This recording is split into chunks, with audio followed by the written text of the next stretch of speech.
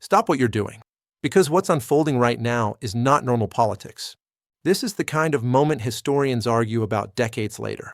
A political earthquake, magnitude 10. And this time, the epicenter is not Washington. It's Europe. More precisely, Austria. Behind closed doors in Brussels, panic has replaced confidence.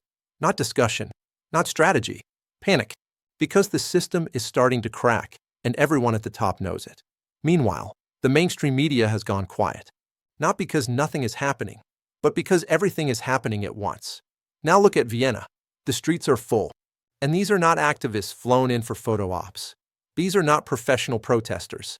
These are ordinary people. Fathers staring at bills they can't pay. Mothers watching their children's future shrink. Workers, pensioners, young voters, united by one feeling. Anger. Anger at a political class that no longer listens, no longer explains, and no longer cares. And now comes the part Brussels hoped you would never notice. The losers of Austria's election are teaming up. The establishment parties, defeated at the ballot box, are forming a cartel of power. Not to respect the result, but to block it. Their mission is simple. Keep Herbert Kickl out. They still call this democracy. But millions of Austrians call it something else. Betrayal. 82% say they are dissatisfied with this system. That is not a warning sign. That is a red alert. Because when people stop believing elections matter, systems collapse fast. And here's what terrifies Brussels the most. Kickl refuses to bend. No backroom deals. No cosmetic compromises. No surrender dressed up as cooperation. While other leaders across Europe enter the system and slowly dissolve into it, Kickl resists. He can't be bought. And in modern politics, that makes you extremely dangerous. Polls now show support pushing toward 40%. That's not momentum. That's a countdown. Because Austria is not just another EU member state. Austria is a test case.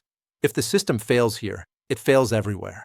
And just when Brussels thought things couldn't get worse, Washington enters the picture. Quietly at first, then loudly. Reports are circulating about a strategic plan connected to Donald Trump's inner circle. And if even part of it is real, Brussels is facing a nightmare scenario. This is not about diplomacy. It's about pressure. Trump does not view the European Union as a friendly partner. He sees it as a bureaucratic empire, bloated, unaccountable, and hostile to its own people. And his alleged strategy is brutally simple. Break the EU from the inside out. For countries matter most. Hungary, Poland, Italy, and now, Austria. Not faceless institutions, not endless summits, but direct relationships with sovereign nations. Trump wants partners, not vassals. Countries that defend borders, protect culture, and reject ideological experiments imposed from above. This isn't emotional rhetoric. It's cold political math. If these nations align, Brussels loses control. And Germany? Here the story turns darkly ironic. The German opposition pretends to resist while maintaining the same system. Washington sees through it. Trump doesn't need politicians who speak in circles and retreat at pressure. Germany's role, according to insiders, isn't to leave the EU. It's to fracture it internally. To say no. No to endless foreign spending. No to economic self-destruction. No to rule by unelected commissioners. This is why the reaction from Europe's establishment has turned hysterical. They've run out of arguments. So they recycle the same accusations. Russia, extremism, fear. But the public has changed. People see prices rising, streets becoming unsafe, institutions decaying, and slogans no longer work. Here's the truth Brussels refuses to admit.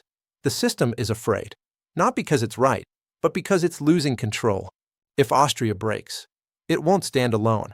It will stand with Hungary, with Italy, with conservative forces in Poland. And behind them stands the most powerful geopolitical force on the planet.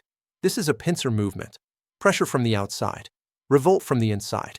The European project, open borders, debt union, centralized control, is cracking. Trump has already signaled another shock. No more free NATO protection. No more blank checks. The message is harsh, but honest. Sovereignty has a cost. Security demands responsibility. Freedom is never free. Reducing Brussels' power is not extremism. It is survival. It means laws written in national parliaments again, not in sealed rooms. And the elites know their time is running out. That's why they're panicking. They pushed Europe to the edge. Now the backlash has arrived. Trump applies pressure. Kickl and his allies deliver votes. For the political left and Greens, this is a nightmare. For ordinary people, it's something else. Hope, because this is no longer routine politics. This is a turning point, a final choice. A centralized superstate without identity, or a Europe of sovereign nations. The answer is being written right now, and it will not favor those who controlled the narrative. The first domino is already shaking. If Vienna breaks free, Rome follows. Warsaw won't look back. What remains of the EU may exist in name only. The old order is fading. A new one is emerging, and anyone who thinks this will quietly pass is not paying attention. The question is no longer if history will change. It's how fast.